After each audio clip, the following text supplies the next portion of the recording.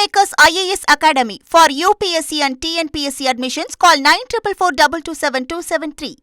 சட்டவிரோத மது விற்பனையை தடுக்க தற்பொழுது ஒரு சுற்றறிக்கை அனுப்பப்பட்டிருக்கிறது. இந்த சோதனையை தீவிரப்படுத்துவதற்கான சுற்றறிக்கையை உயரதிகாரி அனுப்பியிருக்கிறார்.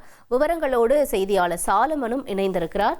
சாலமன், வணக்கம். என்ன சுற்றறிக்கை அனுப்பப்பட்டிருக்கு? அதில் இருக்கக்கூடிய கண்டென்ட் என்ன? தெளிவாக விவரிங்க. சென்னை சேப்பாக்கத்துல இருக்கக்கூடிய மது விலக்கு மற்றும் ஆயத்தீர்வைத்துறை ஆணையரகம் டாஸ்மாக் கடைகள் மற்றும் FL2 உரிமம் பெற்ற வளாகங்கள்ல கடுமையான கண்காணிப்பு மற்றும் சோதனைகளை மேற்கொள்ளுமாறு மாவட்ட அதிகாரிகளுக்கு ஒரு சுற்றறிக்கையானது விடுக்கப்பட்டிருக்கிறது. குறிப்பாக தமிழக முதல்வர் விஜய் ஏற்கனவே ஒரு அறிவிப்பை ஒன்று வெளியிட்டிருக்கிறார். அந்த 21 வயதுக்குட்பட்டவர்களுக்கு மதுபானம் விற்கக்கூடாது, அதே போன்று இந்த கள்ளச்சந்தையில மது விற்பனை செய்வதை தடுத்து நடவடிக்கை எடுக்க வேண்டும் என்ற உத்தரவின் அடிப்படையில தான் இந்த சுற்றறிக்கையானது கொடுக்கப்பட்டிருக்கிறது. குறிப்பாக இளைஞர்கள், பெண்கள் மற்றும் குழந்தைகளோட பாதுகாப்பை உறுதி செய்வதே நோக்கம் எனவும், அதன்படி கல்லூரிகள், பள்ளிகள், விடுதிகள், பேருந்து நிலையம் அருகே தொடர்ந்து சோதனைகளை நடத்த வேண்டும் என்றும், போதைப் பொருள் மற்றும் சட்டவிரோத மது விற்பனையை கண்காணிக்க வேண்டும் எனவும் உத்தரவிடப்பட்டிருக்கிறது. தன்னார்வ அமைப்புகள், ஆசிரியர்கள், பெற்றோர்கள், மகளிர் சுய உதவி குழுக்கள் உள்ளிட்டோரோட உதவியுடன் ரகசிய தகவல் வலையமைப்பை உருவாக்கவும் இந்த உத்தரவுல பிறப்பிக்கப்பட்டிருக்கிறது.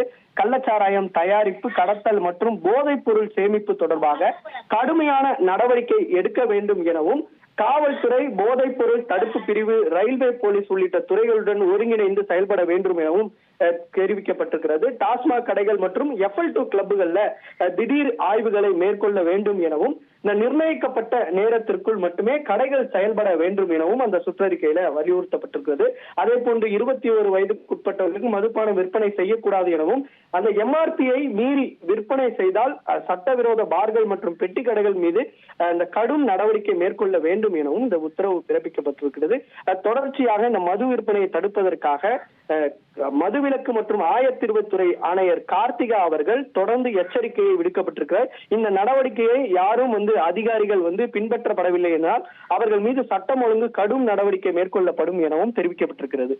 Kingmakers IAS Academy for UPSC and TNPSC admissions. Call 9444227273.